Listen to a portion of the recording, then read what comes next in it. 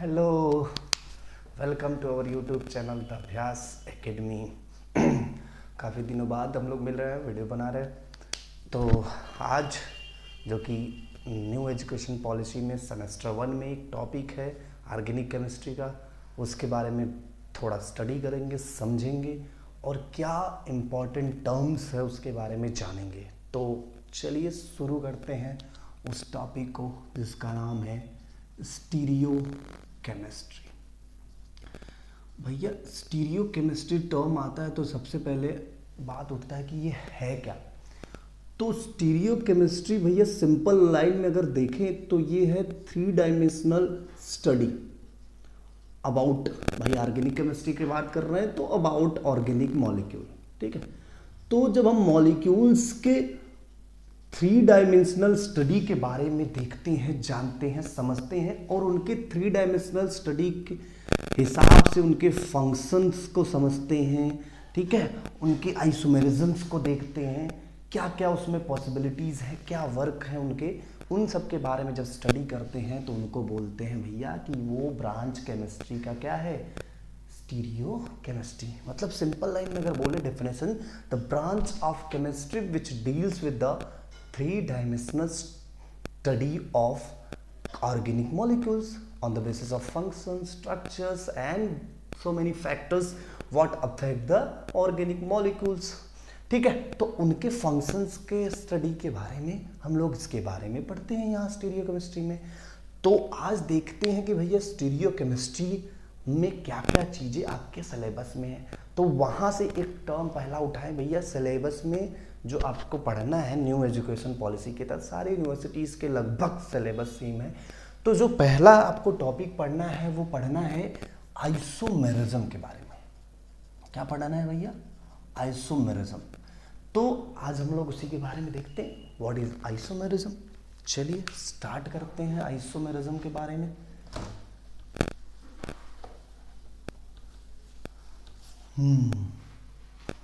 तो अगर आइसोमेरिज्म की डेफिनेशन की बात करें हम लोग, ठीक है, तो आइसोमेरिज्म में एक शब्द छुपा हुआ दिख रहा है भैया, आइसोमर्स। आइसोमर्स क्या होता है? ऐसे मॉलिक्यूल्स जो मॉलिक्यूलर फार्मूला जिनका सेम हो, भैया ये C6H12O6 है, दूसरा वाला भी C6H12O6, हाँ दोनों सेम है। अच्छा, तो डिफरेंसेस कहाँ होते हैं? उनके स्ट्रक्चर में। अब वो स्ट्रक्चर का बेसिस 2 डायमेंशनल भी हो सकता है और 3 डायमेंशनल भी हो सकता है। तो उनकी स्ट्रक्चर के बेसिस पे डिफरेंसेस हो सकते हैं, फंक्शन के बेसिस पे डिफरेंसेस हो सकते हैं, लेकिन उनका मॉलिक्यूलर फार्मूला भैया सेम होना चाहिए। तब ऐसे दो को कंपेयर करें, भैया मॉलिक्यूलर फार्मूला दोनों का सेम है। अब उनका अंतर क्या है? स्ट्रक्चर में 2 डायमेंशनल हो चाहे 3 डायमेंशनल हो, फंक्शंस में डिफरेंसेस है। तब ऐसे आइसोमर्स, ऐसे जो दोनों मॉलिक्यूल हैं उनको हम लोग बोलते हैं आइसोमेरिज्म। और ये जो घटना हो रहा है, फिनोमिना हो रहा है, वो क्या है? आइसोमेरिज्म। दोनों जो मॉलिक्यूल हैं जो आइसोमेरिज्म शो कर रहे हैं वो आइसोमर, और वो जो फिनोमिना शो कर रहे हैं वो आइसोमेरिज्म। ठीक है, अब ये आइसोमेरिज्म होता कितने टाइप का है? तो अभी बात हुआ है, तो ये जो आइसोमेरिज्म होता है वो 2 टाइप का होता है, स्ट्रक्चरल और कॉन्स्टिट्यूशनल, और दूसरा स्टीरियो आइसोमेरिज्म। देखिए सिंपल भाषा में अगर इन दोनों को समझे तो अगर 2 डायमेंशनल डिफरेंसेस पता चल जा रहा है, मतलब 2 डायमेंशनल स्ट्रक्चर बना रहे हैं ना, ये जो बोर्ड है हम लोग 2 डायमेंशनल स्ट्रक्चर इजीली बना देते हैं, पर जब उनकी बॉन्डिंग के बारे में चर्चा होने लगती है भैया, अबव द प्लेन की, बिलो द प्लेन की, ऑन द प्लेन, तब वो 3 डायमेंशनल। तो जो डिफरेंसेस हैं हमको कहाँ से पता चल जा रहा है? वो 2 डायमेंशनल स्ट्रक्चर से ही जब ज्ञात हो जा रहा है कि डिफरेंसेस हैं दोनों में, लेकिन उनका मॉलिक्यूलर फार्मूला, ये तो भैया यहीं से शुरू हो गया कि मॉलिक्यूलर फार्मूला सबका क्या होगा? सेम होगा। तो जब 2 डायमेंशनल स्ट्रक्चर में डिफरेंसेस आ रहे हैं, उस बेसिस पे हम डिफरेंस करके आइसोमर बता दे रहे हैं, तब वो भैया क्या है कि स्ट्रक्चरल आइसोमरिज्म। लेकिन जब 2 डायमेंशनल पे पता नहीं चल पा रहा है, इनका पता कहाँ चल रहा है? 3 डायमेंशनल स्ट्रक्चर देख करके कि क्या प्रोजेक्शन है उसका, क्या बॉन्डिंग है, प्लेन पे है, अबव द प्लेन है, बिलो द प्लेन है। इस तरीके के बॉन्डिंग स्ट्रक्चर को देख करके जब डिफरेंसेस हम लोग क्रिएट कर रहे हैं तब उसको कह दिए क्या, स्ट्रक्चरल आइसोमरिज्म। लेकिन स्टीरियो आइसोमरिज्म सॉरी। तो जब हम सिंपल लाइन में जब 3 डायमेंशनल बेसिस पे डिफरेंसेस क्रिएट करें तो भैया स्टीरियो आइसोमरिज्म, जब 2 डायमेंशनल पे बेसिस पे डिफरेंसेस क्रिएट होकर के आइसोमर तैयार हो जाए तो स्ट्रक्चरल आइसोमरिज्म। एकदम सिंपल भाषा में समझते हैं। अब एक एक के बारे में देखते हैं कि इसमें क्या क्या चीजें निकल के आती हैं। ठीक है, चलिए भैया, तो स्ट्रक्चरल आइसोमरिज्म देखते हैं पहले।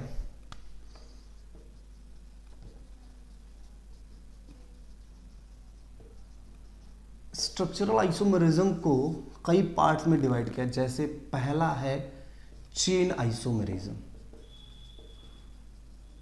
नाम से कुछ समझ में आया, आ गया।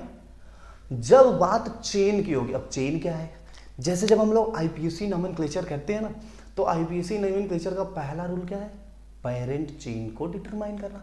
यही है ना कि एक भैया लॉन्गेस्ट पेरेंट चेन डिटरमाइन हो गया कि ये है, उसके बाद भी आगे का प्रोसेस करेंगे।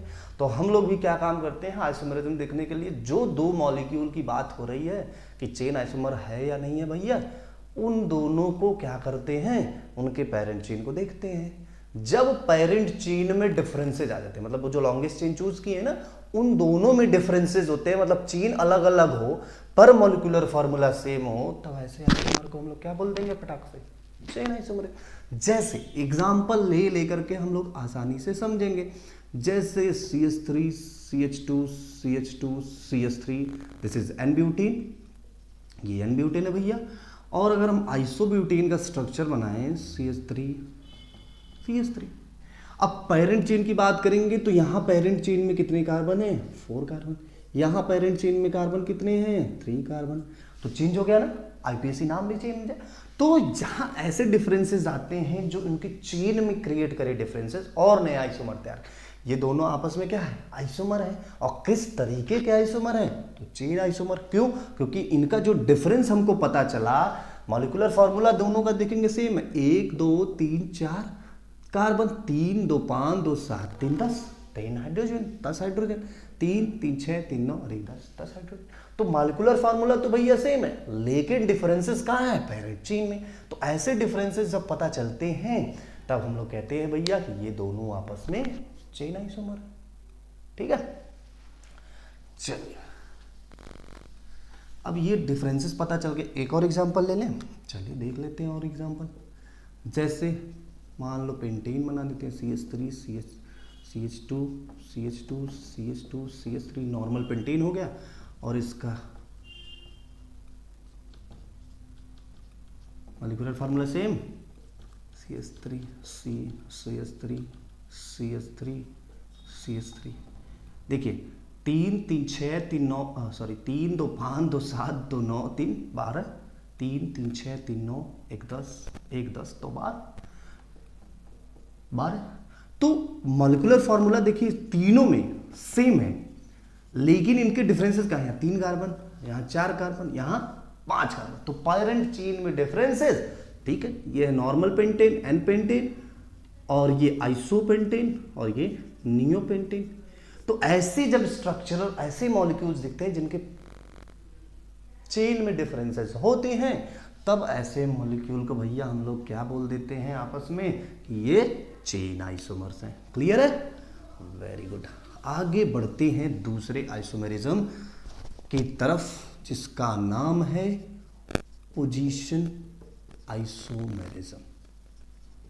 पोजीशन आइसोमेरिज्म, पोजीशन आइसोमेरिज्म क्या भैया, जब किसी पेरेंट चेन पता चल गया, अब उसमें या तो फंक्शनल ग्रुप होंगे या सब्स्टिट्यूएंट होंगे। अगर ऐसे कुछ सब्स्टिट्यूएंट दिखें और फंक्शनल ग्रुप दिखें, और एक मॉलिक्यूल लिए दूसरा मॉलिक्यूल लिए, इसमें फंक्शनल ग्रुप दूसरे पोजीशन, इसमें दूसरे पोजीशन, या इसमें सब्स्टिट्यूएंट दूसरे पोजीशन, इसमें दूसरे पोजीशन, अलग अलग पोजीशंस पे हैं। जैसे एग्जांपल ले लें हम लोग, आसानी से समझते हैं। CH3 CH2 CH2 OH, simple. क्या है ये, प्रोपेनॉल। है ना प्रोपेनॉल। अगर हम इसी को स्ट्रक्चर बनाए ऐसे CH3 CHOH CH3, कुछ अंतर है ना अंतर। OH के पोजीशन 1 2 3, सेकेंड पोजीशन यहाँ पहले पोजीशन पे OH, लेकिन मॉलिक्यूलर फार्मूला क्या है, सेम है। तब जब मॉलिक्यूलर फार्मूला सेम हो और उनके फंक्शनल ग्रुप या सब्स्टिट्यूएंट, तो सब्स्टिट्यूएंट का भी एक एग्जांपल ले लेते हैं। जैसे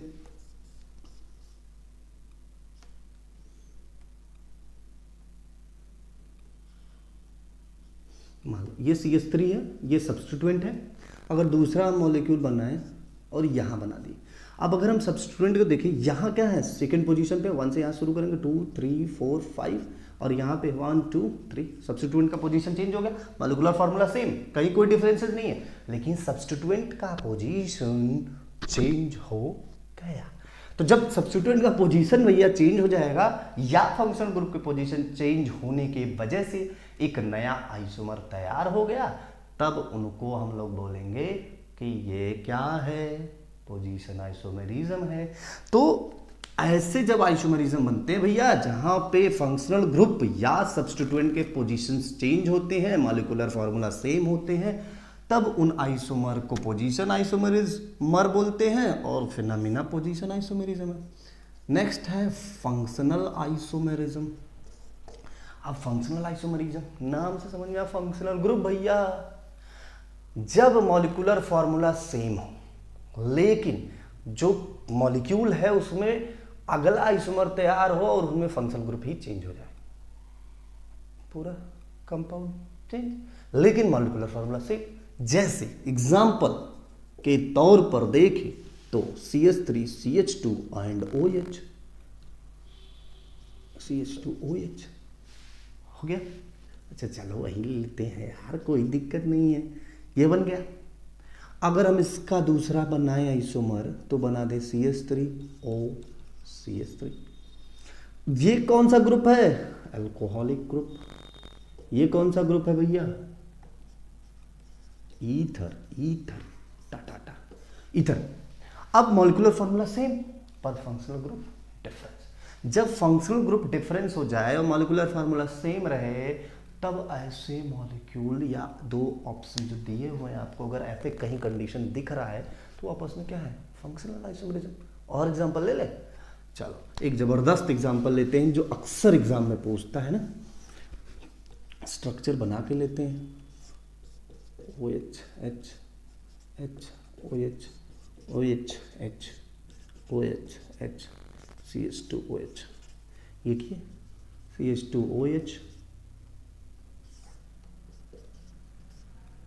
H OH OH OH CH2OH हो गया ना, 1 2 3 4 5 6। ये फ्रुक्टोज है भैया, ये ग्लूकोज है। दोनों का मॉलिक्यूलर फार्मूला क्या होता है, C6H12O6, लेकिन फंक्शनल ग्रुप देखिए, यहां फंक्शनल ग्रुप क्या है, कीटोन, यहां फंक्शनल ग्रुप क्या है, एल्डिहाइड। चेंज हो गया ना। अब फंक्शनल ग्रुप चेंज लेकिन मॉलिक्यूलर फार्मूला सेम, मतलब glucose and fructose are functional isomer.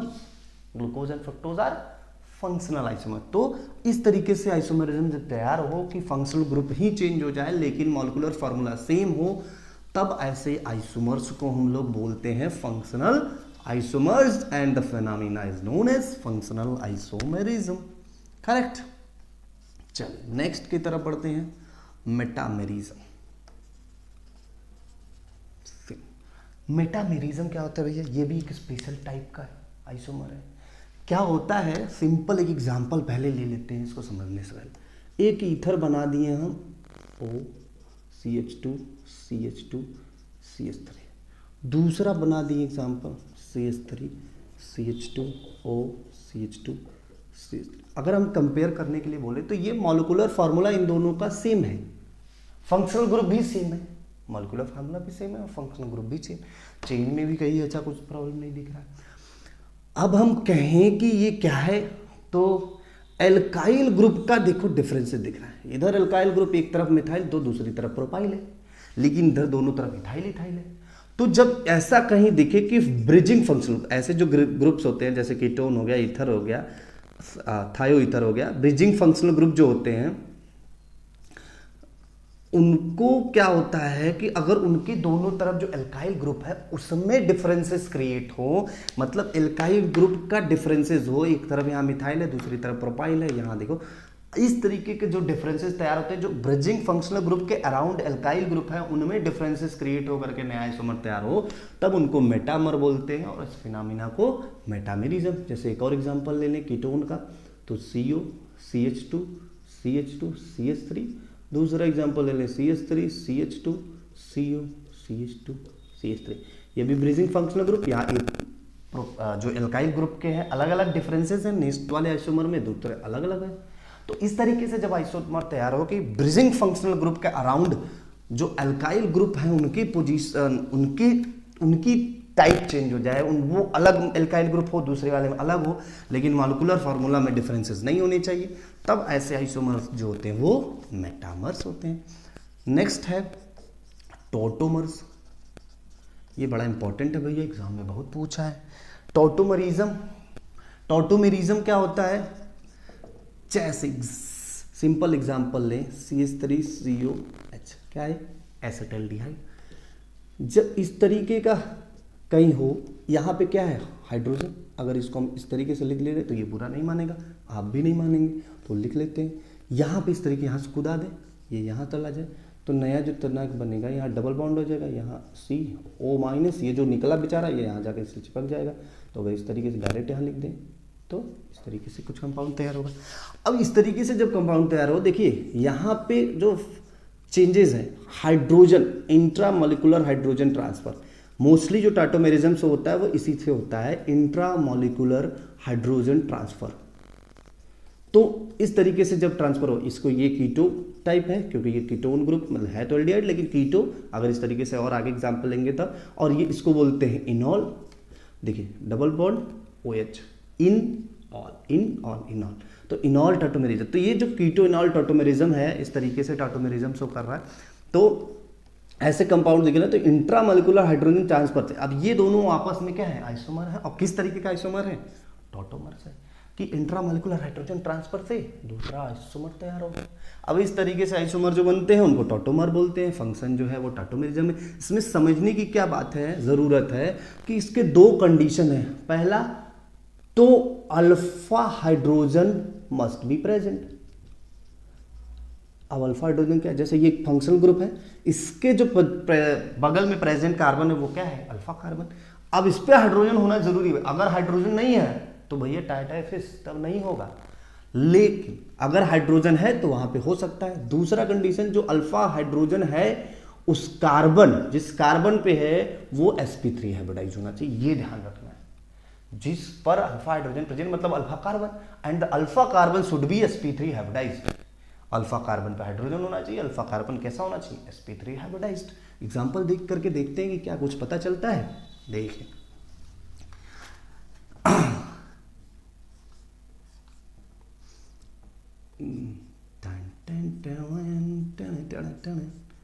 ये दो एग्जाम्पल हम लोग ले लेते हैं। अब कहें पूछे कि इन दोनों में कौन सा टॉटोमर शो करेगा। देखिए यहां पे इसको बोलते हैं CH3 है। हाँ, ये एक ग्रुप कीटोनिक ग्रुप है। इस कार्बन के लिए ये जो दोनों कार्बन है वो अल्फा कार्बन है, और ये sp3 हाइब्रिडाइज तो है, उसमें कोई डाउट टिच नहीं है। तो sp3 हाइब्रिडाइज है, लेकिन जो हाइड्रोजन का भाई चांस था वो यहां खत्म। भैया ये दो इधर हाइड्रोजन है ना, यहां ना, इस जगह पे देखो, तो इसका मतलब ये टॉटोमर नहीं शो करेगा। हाइड्रोजन नहीं है और हाइड्रोजन नहीं है तो टॉटोमेरिज्म नहीं शो करेगा। लेकिन यहां देखें तो ये इस वाले पे तो नहीं है, लेकिन इस वाले पे हाइड्रोजन प्रेजेंट है, और इस वाले पे है तो भैया sp3 भी है, हाइड्रोजन भी है, दस्तूर भी है और समा भी है, तो ये टॉटोमर शो करेगा। ये कंडीशंस आप माइंड में याद रखे रहेंगे तो आपको एग्जाम में जब कंपटीशन एग्जाम होता है तो इस तरीके से क्वेश्चन देता है आपको कि which of the following show tautomerism, तो 4 दे देगा, उसमें से एक में हाइड्रोजन रहेगा बाकी में नहीं रहेगा, या किसी में sp3 का की जगह sp2 कार्बन डबल बॉन्डेड या ट्रिपल बॉन्डेड दे। हाइड्रोजन होना नहीं जरूरी है, केवल कार्बन भी देखना है कि sp3 हाइब्रिडाइज्ड है या नहीं है। ठीक है, तो ये हुआ भैया टॉटोमेरिज्म। लास्ट चर्चा में है रिंग चेन आइसोमेरिज्म। बहुत सिंपल है नाम की तरह अपने। अगर कहीं रिंग है और चेन है, दोनों के मॉलिक्यूलर फॉर्मूला सेम हो गए अगर, तो ऐसे आइसोमर्स को रिंग चेन आइसोमर बोलते हैं। सिंपल, कितना आसान है ना। जैसे एग्जांपल देखते हैं भैया, ये है हमारा साइक्लोप्रोपेन और ये है हमारा प्रोपीन। नाम से भी एक मेल और एक फीमेल लग रहा है ना। ये है साइक्लोप्रोपेन और ये है प्रोपीन। नाम से कितना लग रहा है ना, इतना अच्छा। तो ये दोनों आपस में देखिए, यहाँ पे CH2 CH2 CH2, दो दो हाइड्रोजन, दो दो चार दो छः, तीन कार्बन यहाँ पे भी है। हाइड्रोजन देख लें, CH2 CH CH3, 3 2 5। अच्छा, क्या बात है भाई, क्या बात है। ये क्या हो गया, ring chain isomerism. Molecular formula same हो गया और एक रिंग है दूसरा चेन है, तो ऐसे दो आइसोमर्स जो एक रिंग हो दूसरा चेन हो और उनके मॉलिक्यूलर फार्मूला सेम हो, तो उनको बोलते हैं रिंग चेन आइसोमेरिज्म। ठीक है, तो ये कुछ स्ट्रक्चरल आइसोमेरिज्म के पार्ट हैं। चेन आइसोमेरिज्म, जब पेरेंट चेन हम लोग डिसाइड करते हैं वहां पे डिफरेंसेस क्रिएट हो, एक में कहीं 3 कार्बन वाला पेरेंट चेन हो, किसी में 2 कार्बन, किसी में 4 कार्बन, इस तरीके से जब दिखे आपको चेन में डिफरेंसेस रियल पता चले, तब चेन आइसोमेरिज्म। पोजीशन आइसोमेरिज्म, जब फंक्शनल ग्रुप या सब्स्टिट्यूएंट के पोजीशन में डिफरेंसेस पता चल जाए, कहीं दूसरे पोजीशन पे हो कहीं तीसरे पोजीशन पे हो। मॉलिक्यूलर फार्मूला भैया दोनों सब में से, उसमें कोई शक नहीं है। और तब ऐसे आइसोमर को पोजीशन आइसोमेरिज्म। फंक्शनल आइसोमेरिज्म, जब फंक्शनल आइसोमेरिज्म मतलब फंक्शनल ग्रुप ही चेंज हो जाए, कहीं अल्कोहलिक कहीं ईथर, कहीं कीटोन कहीं एल्डिहाइड, हम लोग यही है, तो फंक्शनल आइसोमेरिज्म हो गया भैया। मॉलिक्यूलर फार्मूला सेम है। मेटामरिज्म, जब किसी ब्रिजिंग फंक्शनल ग्रुप ईथर थायो ईथर कीटोन ऐसे कहीं आपको ग्रुप दिखे जिनके इर्द गिर्द, इर्द और गिर्द, इर्द इर्द गिर्द नहीं है, तो जब उसके अगल बगल जो इल्काइल ग्रुप हैं उनमें कहीं डिफरेंसेस क्रिएट हो रहे हैं, तो किसी तरफ किसी वाले दूसरे मॉलिक्यूल में जो एल्काइल ग्रुप है वो अलग है, इसमें अलग मिल गया, लेकिन उनके मॉलिक्यूलर फार्मूला सेम है, तब ऐसे मॉलिक्यूल्स को दोनों को आपस में क्या बोलेंगे, metamer. Tautomerism, intramolecular hydrogen transfer mostly. ठीक है, आपको टाटोमेरिज्म दिखाते हैं कि वहाँ हाइड्रोजन ट्रांसफर होकर के एक तरफ कहीं दिख रहा है एल्डिहाइड या कीटोन है, उधर दूसरी तरफ फिनाल बन गया, तो ऐसे आइसोमेरिज्म को टाटोमेरिज्म। कंडीशन sp3 कार्बन होनी चाहिए, जो अल्फा हो वो sp3 हाइब्रिडाइज होना चाहिए। सेकेंडली, उस पर हाइड्रोजन मस्ट बी प्रेजेंट, उस पर हाइड्रोजन होना चाहिए। रिंग चेन आइसोमेरिज्म, एक मॉलिक्यूल रिंग फॉर्म में हो दूसरा चेन फॉर्म में हो, जब दोनों के मॉलिक्यूलर फार्मूला सेम हो जाए तब उनके कैरेक्टरिस्टिक सेम नहीं हो रहा है कि शादी करा रहे हैं, मॉलिक्यूलर फार्मूला सेम हो रहा है तो बता देंगे सिंपली भैया कि रिंग और chain isomerism, ring chain isomer है। ठीक है, तो आज स्ट्रक्चरल आइसोमेरिज्म तक ही रहने देते हैं। नेक्स्ट वीडियो बनाते हैं स्टीरियो आइसोमेरिज्म पे, जो कि इस चैप्टर की जान है। ठीक है, उसके अंदर बहुत सारी चीज़ों के बारे में आपको पढ़ना, मतलब भैया जानते हैं 2 डायमेंशनल स्टडी जो होता है वो थोड़ा आसान हो जाता है, 3 डायमेंशनल में जब घुसते हैं तब पता चलता है समुद्र की औकात। तो नेक्स्ट वीडियो लाते हैं उस पर स्टीरियो आइसोमेरिज्म पे। तब तक आपको क्या काम करना है, पढ़ जाइए और वीडियो को लाइक करिए, अगर अच्छा लगा हो तो शेयर भी कर दीजिए। चैनल को अगर सब्सक्राइब नहीं किए हैं तो भैया करना ही है, आगे वीडियो आएगा तो पता चल जाएगा। तब तक के लिए थैंक यू सो मच।